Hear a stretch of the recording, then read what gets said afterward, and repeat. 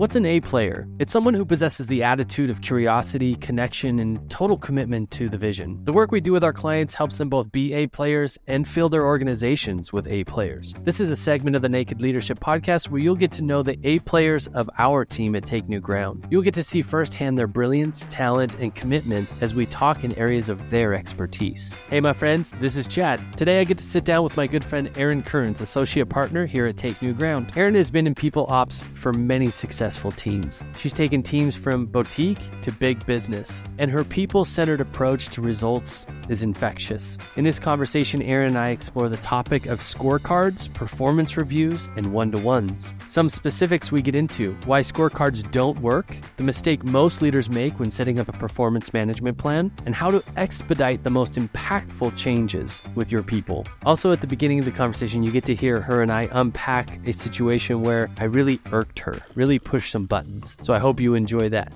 Let's go. Erin, my friend, how are you? I'm so good, Chad. How are you? I'm great.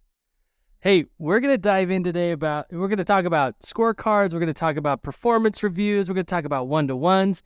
But before we do, I'm going to surprise you. Is that okay? Always. Okay. So I'm committed to being honest, transparent, open with the listeners of this podcast because I think there's so much to be gained, both for us as a team and for those who listen as we unpack our experiences together. Okay. So you and I, we're having a conversation before we record. We're having a conversation about a challenge that we're solving. With who? Yeah, with our team, and we're trying to look at it from as many different angles as we possibly can. Put out ideas, put out bad ideas, hopefully find some good ideas, all of that sort of stuff. Right? You and I are having a conversation on Slack. I respond to one of your suggestions. We get on the call together, and you said, "Hey, your comment really irked me." That's exactly what I said. And I think I loved it. I'm so grateful for your honesty. Oh. I'm grateful that you were willing to just say that in a way that there wasn't any fluff. There wasn't anything that you didn't mask it. And I'm so grateful for that level of honesty, because what I'm most grateful for is I know you will stay in the conversation with me. Yeah. Of course I will. Right? And that's what I love. And so we didn't come to a resolution. Nope. Sure did. In fact, we decided that we needed to have more conversations. Yeah. Yeah. Which is the point of it, right? Like when you're in a disagreement or you have a certain feeling about something, when the other person is willing to hear that and have the initial conversation and let the conversation go where it needs to go and still want to go back into it, I think that's really what makes a good, solid foundation of a relationship, right? Yeah. Yeah. And I'm glad that I could give that to you, and I'm glad that you reciprocate it. Yeah. So thank you, because what I see is like you state that clearly, and I'm like, all right, great. Now we got a conversation. Now we're talking about something real, and I get your passion, I get your investment, I get your love for what we're doing and for the people we're doing it for, and that is what would drive such an emotion or such a reaction, and that you're just so great about it and honest about it. And anyway, so thank you for that. I just wanted to recognize you for that, and just also display, like, those who are listening to this podcast who are working with your teams to have meaningful conversations. I hope if you've been listening to this for a while that this podcast has been an invitation for you to have those conversations with the people on your team, and that if you get irked by something or somebody else comes to you and says, "Hey, this really irked me," that's not a bad thing. Yeah. It's not a bad thing. I want to interrupt you. Sorry. Like, I think it's also really important for the listeners to hear this part, which is you made a comment to me at 10:30 this morning. I probably saw at 11. I said, "Hey, can we actually talk about this on our call?" It was not appropriate for me to say, that irked me on our Slack channel, right? Sure. That's something that we need to dialogue about. And we did it by, 11:30 this morning, right? So there was an elapse of probably an hour and 15 minutes. Right. Which I think in practice for our listeners is something that I like to remind, even my clients or my husband or my kids, like, when something bothers you, bring it up with the person as soon as you possibly can. Because otherwise our brains start to make up things about that thing that irked me. Sure. And it distorts rather than being able to have the real authentic conversation right at the moment as it comes up. Yeah. I think so. I'm like, both are valuable, right? Like if you need a moment to just separate yourself from the emotion you're feeling, but also like real-time feedback. That's something I invite my clients into constantly. Every week I'm getting on calls with my clients and like, oh, this person said this and this is really how it affects me. And I say, hey, did you say something to them? And they're like, no. And I'm like, why? And it's like, this real-time feedback opportunity is just, it's this, if you can come to it, and I'm not saying any of this to pat our own backs. I just thought it was such a beautiful example of how we could put into practice some of the things we talk about. And are we perfect at it? Hell no, we're not perfect at it. But the opportunity is like, be open-handed, come to the conversation, know that if somebody across from you that you care about and that you're working with is irked by something you said, that's not a problem. I mean, like if you're being an asshole, stop being an asshole. But otherwise, like if it's just an exchange of ideas and you can come to that conversation open-handed together and confident that you can see it to the other side. Yeah. Anyway, just wanted to thank you for that. Thank you for having the conversation with me. Of course. More to come on it. All right. Let's dive in. Okay. So I love this conversation. I said, hey, Erin, what are we going to go after this week that would be meaningful for leaders in your realm of expertise? And you talked about scorecards, performance reviews. I'm going to add one-to-ones on there because that's a hot topic with at least a lot of my clients. And I said, hey, what are some of the myths out there about these things that really get you? And one of the first ones that you talked about was a one size fits all. Yeah. One size fits all. What do you mean by that? Well, I don't know if anybody has realized this, but each person is an individual and therefore has individual desires and triggers and damn it, how they like to be handled. Just,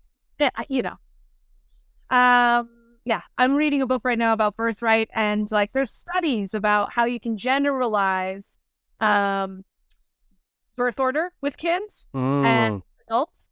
And then there's like 3 chapters on all the exceptions, which is like, yes, there's all this research and data on these things. And also there's all these exceptions because humans are individuals, period. Yeah. And therefore scorecards don't work. That's like a really blunt way to say it, and that's not exact. The reason why I say scorecards don't work is that I will use myself as an example. If someone gives me a 2 on a scale of 1 to 5, I'm pissed, and I'm not going to hear what they have to say.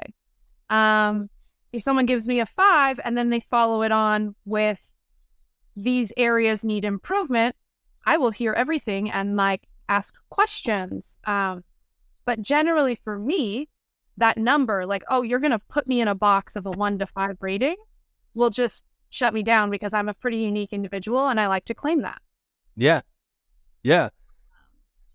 And so when I work with leaders who are like, oh, we have to implement a performance rating system, I'm like, well, let's talk about who's in your company, right? Like, do you have a high performing, overachieving group of individuals? Generally with the people who we're talking with, they do. Yeah. And I caution them against putting a grade on someone. Yeah. Right. So I can like physically feel people's ears burning right now when you say scorecards don't work. And I love that you brought that up to the right at the beginning of this conversation, because that's going to be a real tension grabber, because I think there's some really valuable stuff in this conversation, but we need to dig deeper into it. Yeah. So when I hear that something doesn't work, the first thing that comes to my mind is, well, work for what? Right? Yeah. And if we don't understand the purpose of the thing that we're going, like the tool that we're using, if we don't understand that, we actually don't know if it works or not. Right? So I think it's a really powerful conversation for us to have, is like, what would the purpose of a scorecard be? And it can't just because it's best practices, or this is what everybody else does, or even this will change people, or people will change because of the scorecard system. And I think when you think about, because what I heard you say is that just a number on a scorecard probably isn't going to make a difference, at least for you.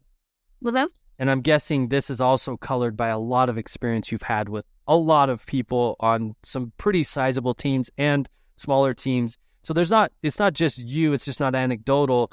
You really have had a unique view of this on a lot of different scenarios. So what I hear you saying is that seeing people as an individual is what works. When you talk about what works or what doesn't work, what work for what? What is the end that the aim, the vision that you see as these working for, not working for? Life is not fair. It's what you negotiate. Let me say that one more time. Life is not fair. It's what you negotiate. Now that's an interesting thought. If that's true, it means that everything you have in life right now, the possessions, the relationships, the fitness, the mindset, are all a product of your negotiations with others and yourself. And if that's true, wouldn't you want to be very clear on how you negotiate? What's effective and what's ineffective? What your strengths are and what your blind spots are? It is, after all, producing all the results in your life. So here's the deal. We put together a 15-question quiz that you can take in 5 minutes or less and find out exactly what your negotiation style is. The results of this quiz will give you insight into your strengths and blind spots in negotiation. It will also give you insight in how you can accentuate those strengths or compensate for the blind spots. Think for just 1 second with me all of the conversations you're having in your life. Think about compensation or advancement conversations with people on your team, discussing financial decisions with a partner, or just getting your kids to get their damn shoes on so that you can leave the house. All of these conversations are negotiations. This simple yet powerful tool has the potential to reinvent the way you get what you want in every aspect of life. Go to negotiation.takenewground.com right now, or click the link in the description of this episode and find out what negotiation style you embody. You can thank us later. Now back to the show. So from my perspective, a scorecard is generally used to manage performance, manage and like align. I don't want to say like align the manager to the employee, have them align to what is occurring within the individual's performance. So it's generally used as a tool to have a conversation around how an employee has performed up to date. Now, some places have just results-based, right? So did you deliver project A, B, and C on time? Mm-hmm. Other companies put in some value bases, like do you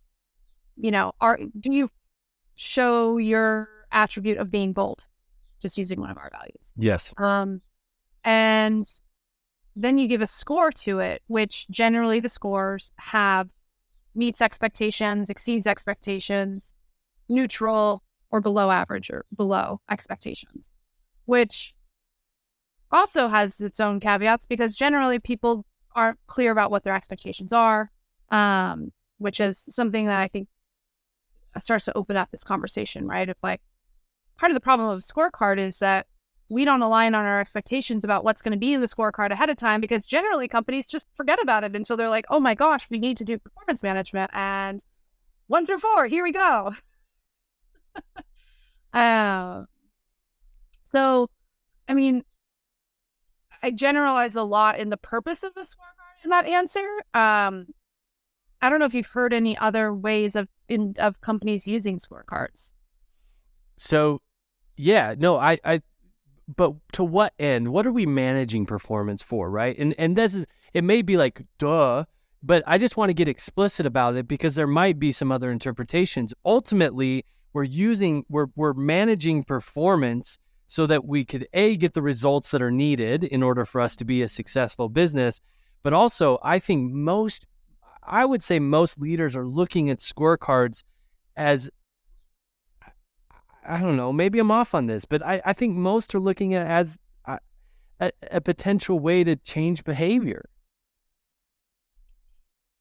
Yes. And so I think the idea of a performance review is that of like, I'm going to make you aware of how you're showing up in my eyes and how you perform based against my expectations. And that will make you change. Yes. Yeah. And I think that is a very uneducated way to help people make progress. Yeah, it's naive. Yeah, it's pretty naive. And lazy. And also, you can't make somebody change. Right on. So how do you illuminate for the employee how they've been performing or showing up in certain situations in a way that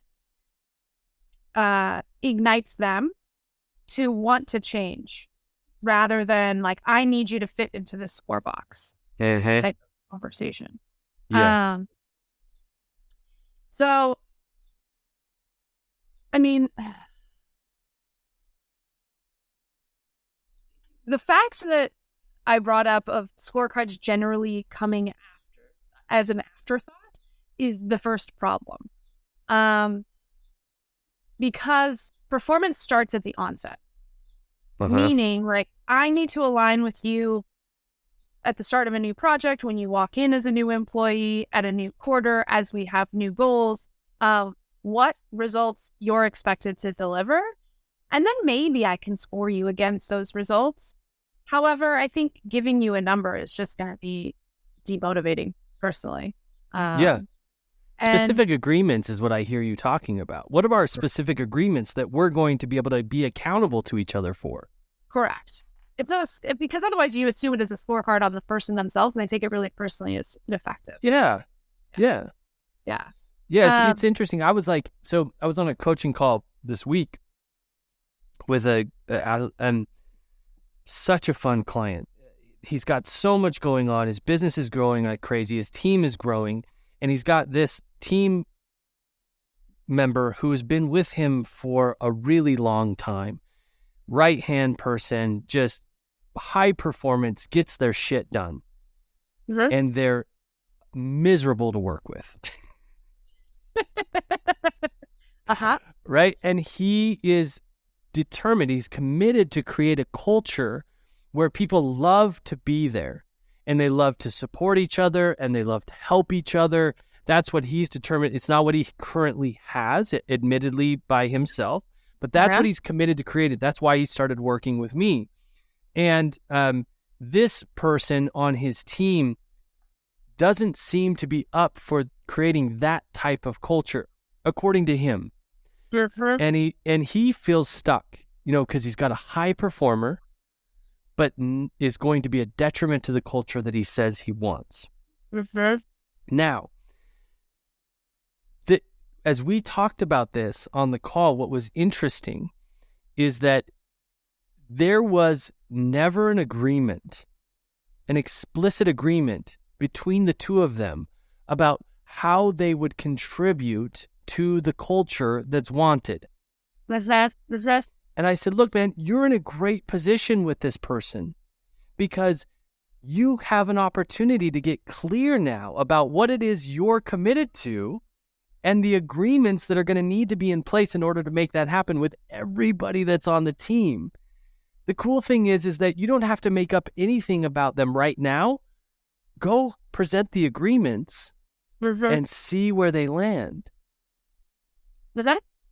And that's why I think, like, I love what you said. Something that sparked a thought for me is like, oh shit, these are just conversation starters. Scorecards? Yes. Yeah. Well, they should be.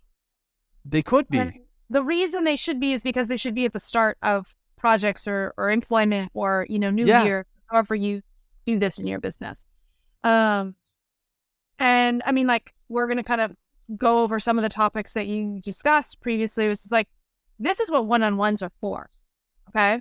So you have conversation starters. And if your performance management system is a scorecard, then work that into your one-on-one and make sure that you and your direct are sharing notes, are having the real conversations about the results in real time, about the expectations, the shortfalls, the big wins on a regular basis. And so then you have a basis at which you're walking into a scorecard conversation at the end of Q1 of like, oh, I'm going to give you a 3. And here's why. I'm going to look back to all of our one-on-one notes from Q1 and I've labeled them, wins, misses, agreements, this and that.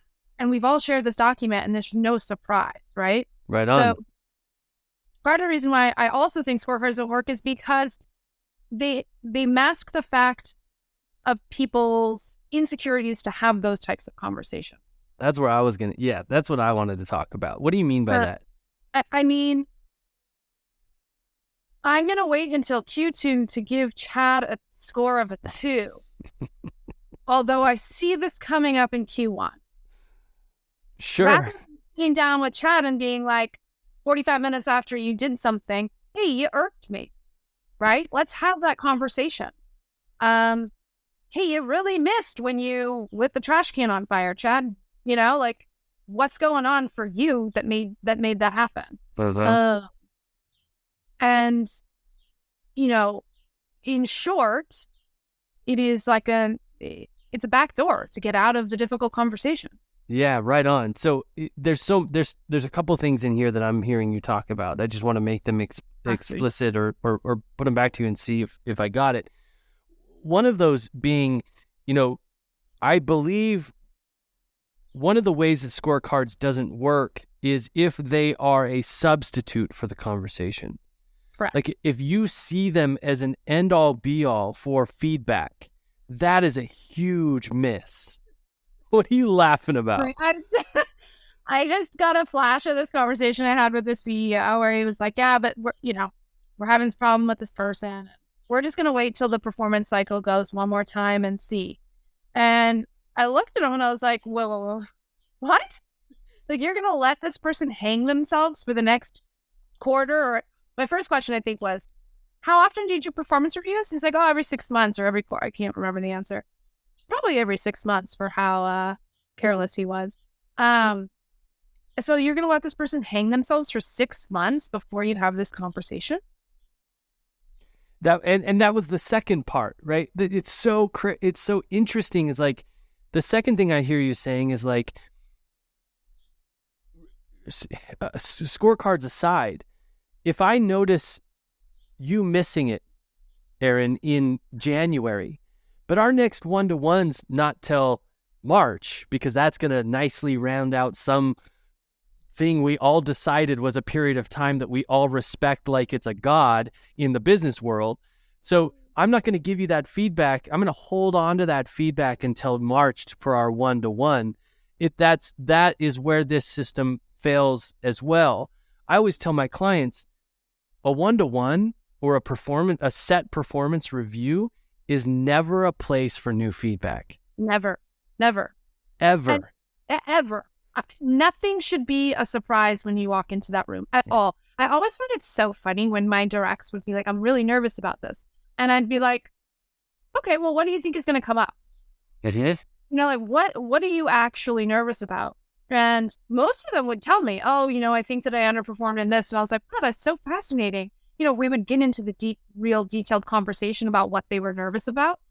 And I would go back to our one-on-one notes and I'd be like, oh, this happened in 3 months ago. And you're nervous about that? Actually, our notes here say that you crushed this. This was the one miss on it. And, we could go back in real time in that conversation. I was like, so what would be driving you about it? And like, I don't know. I guess I just remember that one negative thing. And I loved being able to do that because after people got used to having, performance reviews with me, they would walk in and they'd be like, it's performance review time. Like, let's have a great time. I know what's going on in here. And there was no surprise. Were there just curious, were there cocktails in your one-to-ones? Sometimes. If we were celebrating or saying goodbye. Just kidding. But I think it's really critical, and I think it's really critical to be able to have that type of relationship with your direct reports. If you really want to be an exceptional leader, you should be able to have those conversations of what are you nervous about? Your directs should point to it, and you can come to the aligned view because you've already had the conversation previously, and you can reference back to what occurred in that moment. That's right. One more point I want to make is if you wait for a quarter to tell Chad that he messed up in January and you're going to tell him in March, your perception of that event has changed so significantly, meaning you've remembered it multiple times, or they've done things to hinder that viewpoint or enforce that viewpoint. Like, you always find evidence to support what you believe, and that belief can change over that quarter. And so I just really urge people who are listening to this to think about that real-time feedback, because your memory distorts over time. Mm-hmm. Well, I think, yeah, and not to mention, like, that is going to color your interaction with them for those 2 months that you've been unwilling to give them the feedback. Yeah. Not to mention that they're probably going to continue what's not working for the next 2 months until you give them the feedback. Yeah. I think about Yeah. I think about the term review, right? Performance review. And I just want to, again, drive this idea home, is that this is an opportunity. I see this as an opportunity for us to review the feedback that we've been giving each other over the last however long period. And that's the opportunity, is just like, hey, we've been talking about this. Where are we at with it? How's the approach been? What are you experiencing? All of that sort of stuff. It is not a performance confrontation. Yeah. Yeah. The other thing that comes up when you say that, I had this amazing woman who reported to me. She's, a dear friend to this day. And she came to me one day and she said, in one of our one-on-ones, and she said, you know what, Erin, what would be really helpful for me is on a monthly basis, if you can just summarize my wins and send them back to me. I would just like it. She's like, we can put it in the same doc, but like, can you just put them all in one place? And I bring that up because I think it's really important for people who are not managing others, people who are reporting to people, that they have a say in how the performance management bubble is created. Wow. And if you could come to your manager with something like that, I guarantee you, if they're a good leader and they can take feedback, they will work with you on it. And that only makes that leader better. Making a funny face. No, a funny face. Nah. How offensive. Just listening. Bro. I think it's so interesting to me, the formalities that take place. We can allow these conversations with the people, with our team. We can allow them to go into a space of formality. rather than what are we committed to? How are we standing for each other? And who are we being for each other that would actually drive action? Meaning you and I, we could get on this podcast, and many do this. We could tell people, hey, do performance cards, and this is how you set them up, and make sure your ratings are 1 through 5, not 1 through 10, and blah, blah, blah, blah, blah, blah, blah, blah, blah. And that's all the doing, right? That's all the things that they could do. And it would be a huge miss, because I think what really matters is, what are we driving to be for our people? What kind of relationship are we determined and committed to create with them? And then that is going to determine the doing. Everything will come out of there. So it's not even that scorecards are good or bad, or work or don't work. It's what is the means, what is the end, what is the being or the relationship that you're driving towards, and how could they, or maybe they don't, support that end? Yeah. I really practically this week, I'm working with a company right now, and they're just starting up, right? They're brand new. And there's all these philosophies and ideals that the founder has come up with. And that in true fashion, we start to have our to-do lists come up. Oh, I'm just going to solve this by that, Yep. And I keep having to remind this founder, how does this support the ideal that you want the company to live up to? And I just have to ask that simple question. And this person is perceptive enough to say, oh, wait, I need to pause. I'm starting to get into that sort of check the box mode, rather than I'm focusing on the final outcome that I'm standing for. And so it's really, really easy to fall into that pattern. And I encourage listeners to have a counterpart or a coach or, something along those lines, who is honest enough with you to check in on those things. Right on. Because we're human and we're going to fail at it all the time. Right. So just sparked for me. And you could actually create that on your team. You can 100%. You can create that level of accountability on your team as well.